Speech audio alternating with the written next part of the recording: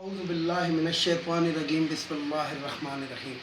Viewers السلام علیکم۔ Viewers میں ہوں آپ کا میزبان سید احمد سمیع اور آپ دیکھ رہے ہیں سید احمد سمیع یوٹیوب چینل راولپنڈی اسلام آباد سے۔ ویورز جیسے کہ آپ کو معلوم ہے کہ کل نیشنل کمانڈ اینڈ سیکورٹی کا اجلاس تھا، جس کے اندر جو ہوتے ہیں چاروں صوبوں کے وزراء اعلیٰ، قائد حزب اختلاف اور ایک کمیٹی ہوتی ہے اور جسے کہتے ہیں کہ گورنر بھی شریک ہوتے ہیں اور آرمی چیف اور آئی ایس آئی کے سربراہ بھی اس کے اندر شریک ہوتے ہیں، اور یہ بند کمرہ اجلاس ہوتا ہے، یعنی کہ اس کمرے کے اندر جو بات ہوتی ہے وہ بہت ہی ٹاپ سیکرٹ قسم کی ہوتی ہے، تو اس لیے اس کو لیک نہیں کیا جاتا۔ جو غیر یعنی کہ ایک ایسی باتیں ہوتی ہیں کہ جو جس طرح کہتے ہیں نا کہ ایک چیز ہوتی ہے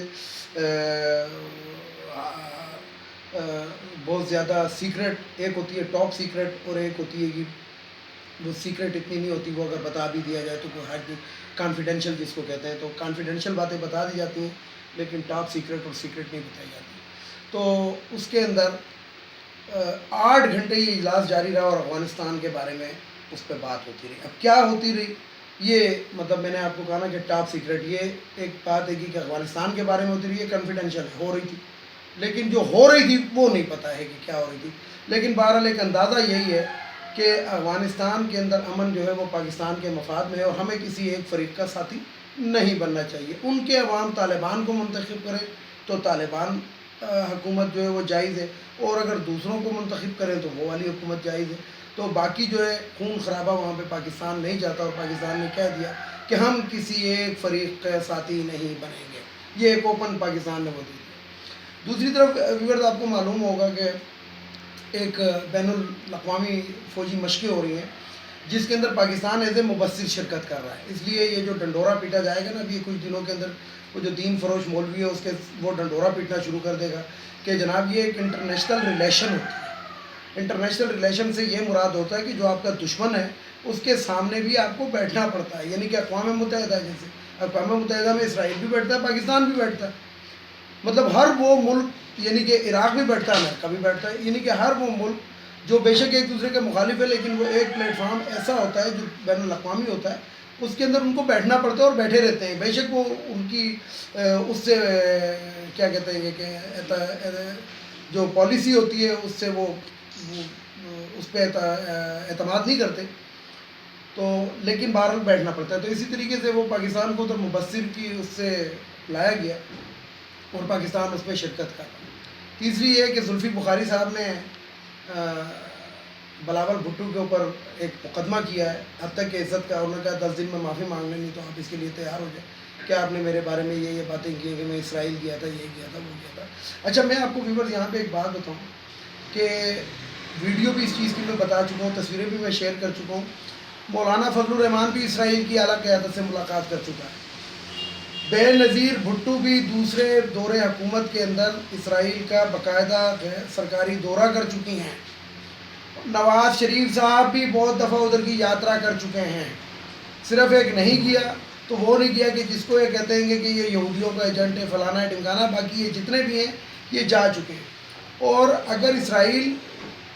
ویسے اگر جائے، اب مطلب ایک مثال ہے کہ بندہ بیت المقدس کی زیارت کے لیے جا رہا ہے تو اس کو جانا بھی چاہیے، لیکن اگر یہ کہا جائے کہ اسرائیل کی اعلیٰ قیادت سے، تو اعلیٰ قیادت سے یہ لوگ ملتے رہے، یہ دوسرا ہے، اس کے اندر کوئی صداقت نہیں ہے۔ تیسری میں آپ کو ایک بات بتاؤں کہ یہ جو بند کیمرہ اجلاس ہوا نا، اس کے اندر شہباز شریف نے بڑی منت ترلا کرنے کی کوشش کی، جنرل باجوہ کے قریب بیٹھنے کی، ہاتھ ملانے کی،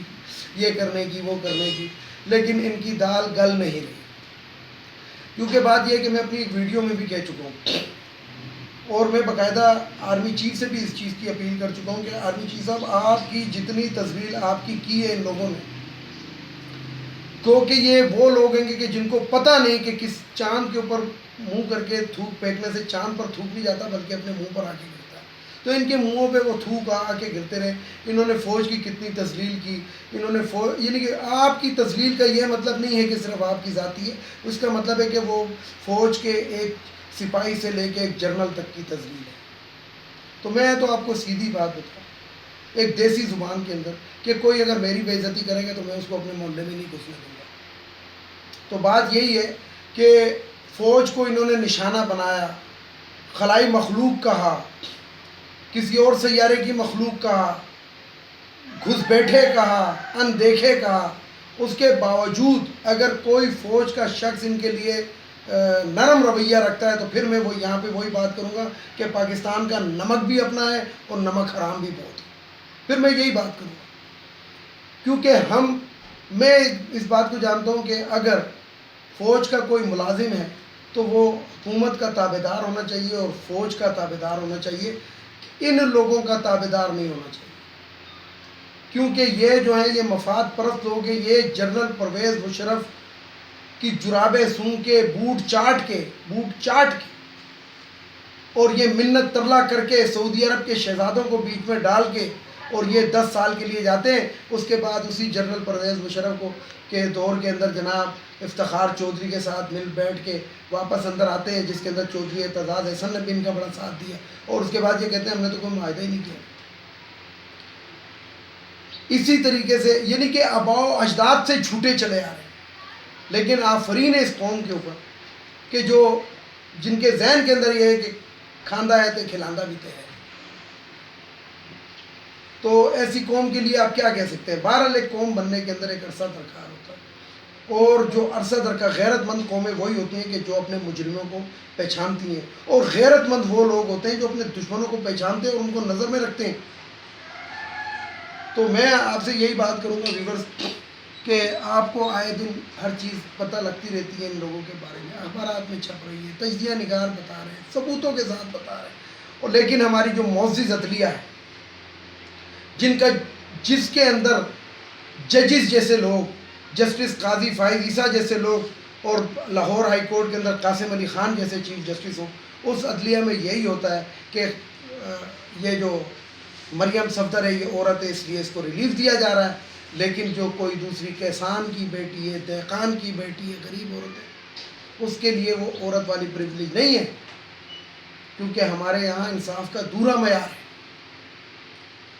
ہمارے سیاستدان جب عدالت کے اندر پیش ہوتے ہیں تو ان کو ججز صاحب اپنے اس پہ سے کرسی سے اتر کر شرباز شریف سے آ کے نیچے آ کے اس کے بینچ کے اوپر آ کے ملتے ہیں،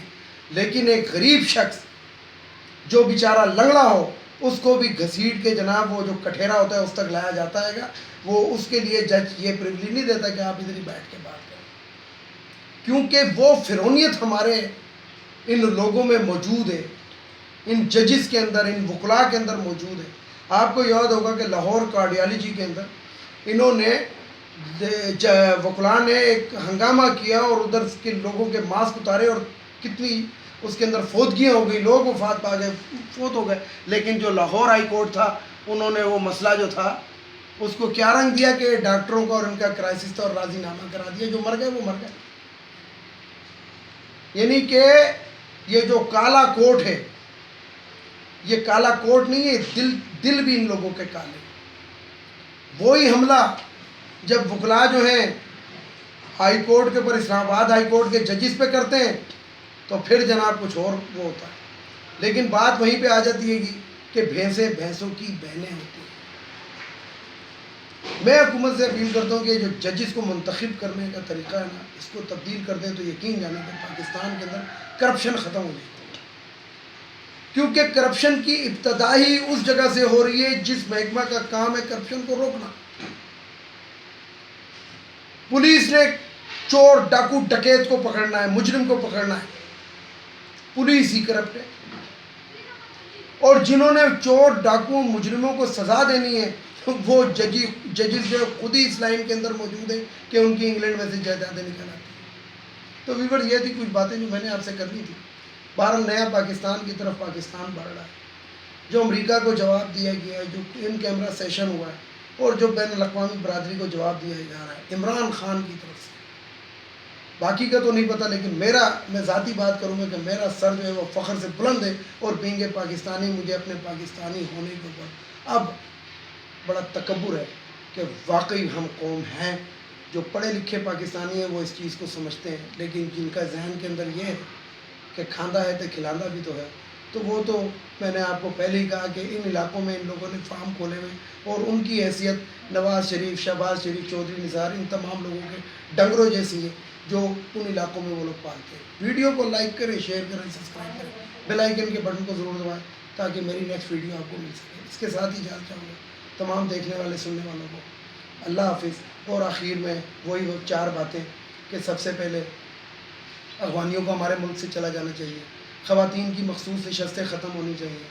جسٹس قاضی فائز عیسیٰ کو انصاف کے کٹہرے میں لانا چاہیے، اور جو بھگوڑا لندن میں بیٹھا ہے اس کو واپس لانا چاہیے۔ اجازت چاہوں گا تمام سے،